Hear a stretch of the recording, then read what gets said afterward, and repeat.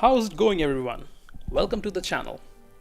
Muscovy is the meanest badass in the Russia and Ural region at the start, and you can take literally anyone on around you.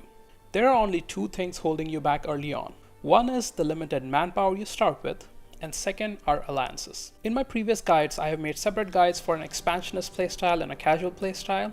I realized that won't be feasible for Muscovy. The reason is that most of your expansion will depend on the diplomatic relations around you. For example, a pretty standard opening is to declare on Novgorod on day 1. Most of the time they will ally Ryazan and the war will be easy. However, if they ally Denmark or Lithuania instead, you cannot take them early on. Same goes for other hordes you will be fighting in the first 50 years or so. So this guide will be a less step-by-step and more of a general outline on what to do with Muscovy. The opening moves remain the same regardless though. Get your level 1 advisors, preferably improve relations or Diplo rep guy for Diplo, and morale or discipline guy for military. Rival Kazan and Great Horde. Don't rival Novgorod yet. In my experience, they are more likely to ally someone who have rivaled you, such as Denmark or Lithuania, if you rival them early, and you don't want that to happen. Do the estates interactions. Don't make boyars disloyal though. You need the extra manpower recovery. Consecrate metropolitans. You can do this in 3 states, and select the Patriarch icon that gives you more manpower recovery and discipline. Royal marry all vassals and improve with Pskov, as you cannot royal marry them. Embargo Kazan, and later start building spy network on Kazan. This will conclude the first month of play. Going forward, I will divide this guide into separate sections of Conquest, Diplomacy, Ideas and Age abilities, and Muscovy or Russia specific game mechanics. Let's start with Conquest. In the first few years, you will fight Novgorod, Great Horde, and Kazan. The order in which you declare wars will depend on who your enemy is allied to, and if their allies are too strong, you will have to wait till they are embroiled in another war. On December 11th, set Novgorod as a rival. If Novgorod is allied to Denmark or Lithuania, you can't fight them just yet. If they are allied to Ryazan or Odoyev, declare on them right away. Your objective for the first war is to cut Novgorod from the rest of Europe so no other nation can take their provinces. As soon as you declare, take the mission. Try not to fight their army and let your subjects do that for you. Concentrate on sieging down the forts, full annex Ryazan and Odoyev, and take all the provinces that border Europe. It will take 2 more wars to finish off Novgorod. In the second war, take the 2 centers of trade and full annex them in the third war. Next, we attack the Great Horde. Your only objective here is to humiliate them. The reason you don't want to take any provinces here is that you are still low on manpower and you don't want to drag the war out too long. Plus, you can get some important power projection and splendor generation going. They might be allied to Uzbek. You should be able to take them on too. Quick siege both forts of Great Horde. You only need 40% war score to humiliate. Take some money if you can as well. Next conquest is against Kazan. I'm going to butcher all the province names here, so I'll just point them out on the map. Take these provinces, and here's the reasoning. Take Kazan as it's a center of trade. Zlatoust is a very important province for you. It has a gold mine, a border with Uzbek and Nogai for future conquest. It also has a border with non-colonized Siberian provinces which can be colonized once you form Russia. And it's also a province located in continent of Asia which helps with more splendor generation. We'll take Penza for the Tambov area mission as well. If Kazan is allied to Crimea and Uzbek, it'll be a difficult fight, but you should be able to win it. Get some money from their allies and get the Kazan provinces. You can take Tver whenever you like. The next set of conquests will depend on how Europe is doing and who is Lithuania or Poland allied to. Early on, when Poland attacks Teutonic Knights, there's a small chance they might get sandwiched by another war from Hungary or Bohemia. If this happens, immediately declare on Lithuania and take provinces up to Smolensk, which is a center of trade. After this, it should be easy enough to beat them up in subsequent wars. However, if Poland has a rivalry at the start, you should look to ally them. We will talk about alliances more in the diplomacy section. Next big target for you early on should be Denmark. If you take one of the age abilities where you can transfer subjects for half war score cost, you can snag Norway from them early on. Declare on Denmark when they are busy with another war. This could be a long war as you will need to siege down almost all of Sweden and 1 fort in Denmark. You won't be able to siege down the Danish capital as you won't have a navy. But you should still be able to get to 70% war score to take Norway as your own subject. Make sure you do this war before the Age of Discovery ends. Rest of the conquest in Europe can be followed by taking on Denmark and Sweden with the help of your new vassal Norway. Then hop onto Holstein, Mecklenburg or Pomerania and burrow into the HRE from there. Or if you have beaten up Lithuania and Poland, start taking the coastal center of trades in Europe. This will be a slow push either way because of age generation, and you will rotate your conquest here with those on the eastern front. Fighting the Hordes are some of the easiest wars you will fight. Get lands from Uzbek, Nogai, Kazakh, and Cyber if it exists. Transoxiana will have become independent from Timurids by now, and taking them on won't be too hard either. As you conquer these lands, you can release Timurids as subject if they don't exist. Timurids have a lot of cores around here which helps with faster conquests. Next, try taking the weaker nations around Caucasus Mountains. Get to the nations of Khorasan, Ajam, Kara, or whoever is still standing before Ottomans get to them. Khorasan is one of the nations I like making as March. They have some very powerful militaristic national ideas, making them a monster mid to late game if you give them enough land. Once you get to mid to late game conquest, one of the major logistical issues you'll face is the distance between the eastern and western borders of your empire. It can take 2 or even 3 years for a stack of army to move from easternmost province to your capital area or Scandinavian and European provinces. The simplest solution is to have 2 separate stacks of armies for both regions. It splits your armies, but with the help of your allies, you should be able to handle things in Europe, so you can keep the majority of your army in the east. You should try to get into the Indian subcontinent region sooner rather than later, as these lands are rich and you will need large amounts of money to fund your massive armies. It's not too hard to take these lands if no one has formed Bharat or Hindustan yet. Next are Oddments. Ottomans are the hardest enemy you will face playing as Muscovy or Russia, and you cannot take them on early game even with a good ally in Europe. Actually, they might attack you at some point before you are ready to go toe to toe with them, either on their own or with a coalition. Either way, it'll be a very tough war. Now you can potentially win this one, but it will be a huge drain on your manpower and economy, and it will take up a lot of your time. My advice is to fight them for a little bit and see if you could just give them a few provinces from Caucasus region for now. Lose one battle to win the eventual war when you can fight them on your own terms, which will likely be when you have your golden age in the age of absolutism. Another big enemy is Ming. They have inferior armies, but they will have huge numbers advantage. First step to dealing with Ming is to get a direct border with them. When Ming has a border with a large nation who isn't a tributary, their mandate drops, leading to major malices, and in many cases it can cause a Mingplosion, where they break into separate smaller Chinese nations. There are a couple of ways to deal with Ming and their tributaries.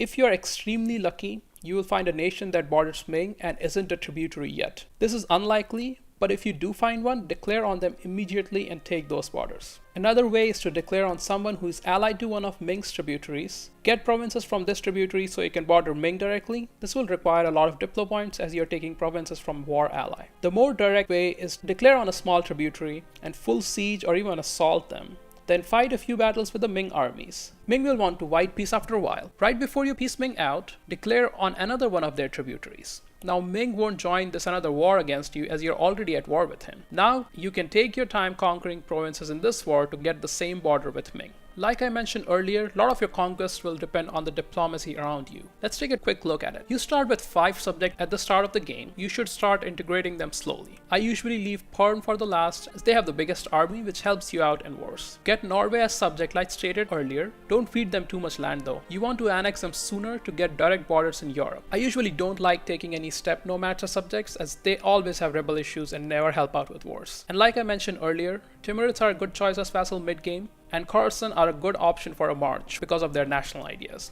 You can also vassalize one of the Indian nations to accelerate your conquest in India. You need at least one big badass ally for most of the game. If you can ally Ottomans, make that unholy alliance. You will roll over everyone in Europe. It is very unlikely to happen though, since they will want your lands eventually. If you cannot ally Ottomans, you need a big European power as an ally early on. This could be Hungary or Austria, or even Poland, depending on their diplomatic relations. If you ally Poland-Lithuania, you will miss out on some missions, but in my opinion, they are worth it. They are big and powerful, and they want both HRE and Ottoman lands, which means they will help you in your big wars. Next, let's look at ideas. I like opening my ideas group with quantity when playing Muscovy. This gives me a lot of much needed manpower early on. This also gives some early innovativeness since AI usually doesn't open with quantity ideas. And it also helps you switch the Patriarch Authority icon to lower unrest, which helps because you'll be dealing with a lot of rebels. The second idea group I go for is religious. It's for easy religious conversion and cheap culture conversion to get more potential patriarchy points by consecrating more metropolitans,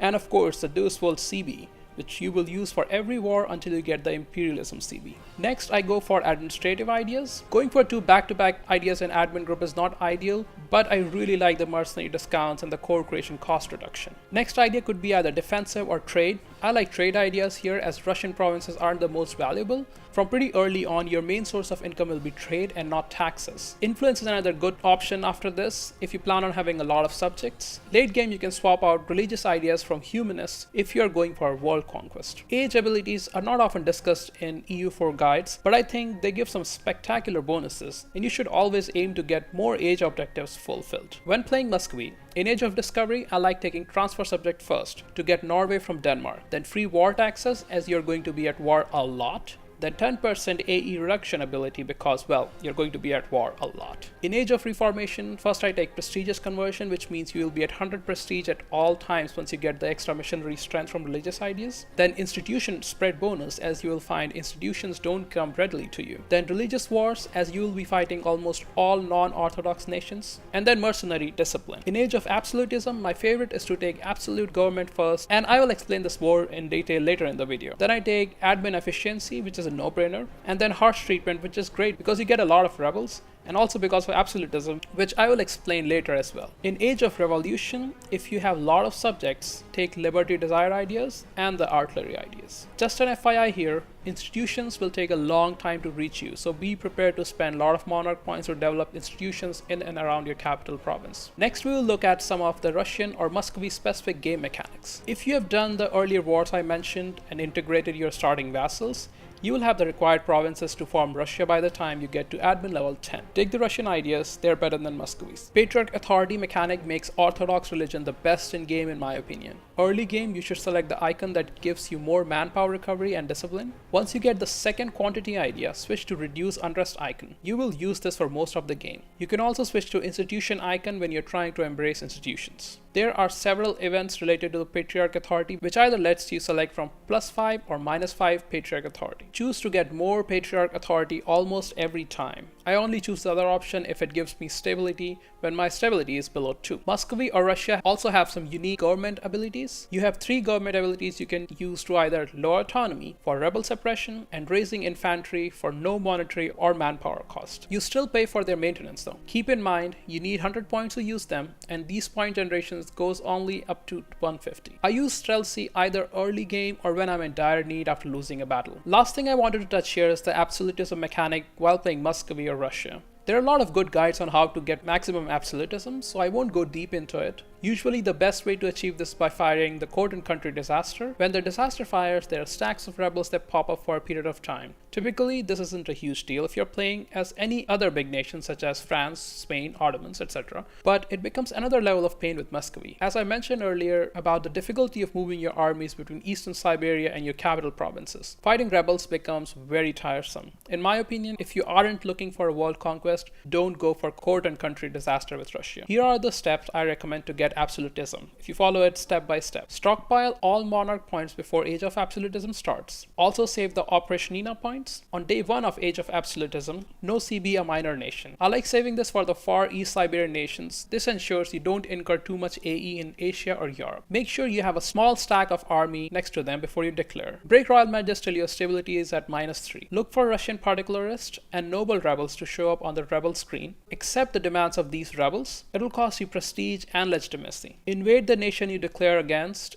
and quickly end the war by either full annexation or white peace. Use Operation Nina ability here for temporary rebel suppression. Next, buy down war exhaustion. Now, lower autonomy in all provinces and strengthen government. Legitimacy will tick down every month with negative stab, so you can strengthen government a few times. This should give you about 35 to 40 absolutism. Next, raise your stability. Now in the age abilities, you will select the +1 absolutism first, and later the harsh treatment ability. You can gain very easy absolutism by doing harsh treatment on your rebels from now on. You should take your golden age here as well. With the age ability harsh treatment discount, combined with the Patriarch Authority icon, you can gain 1 absolutism for as cheap as 11 military points, or even just 6 military points if you're in golden age, which makes it ridiculously cheap and easy. With this strategy, you should have 90 absolutism in about 30 to 40 years from start of Age of Absolutism, which is more than enough for most playthroughs.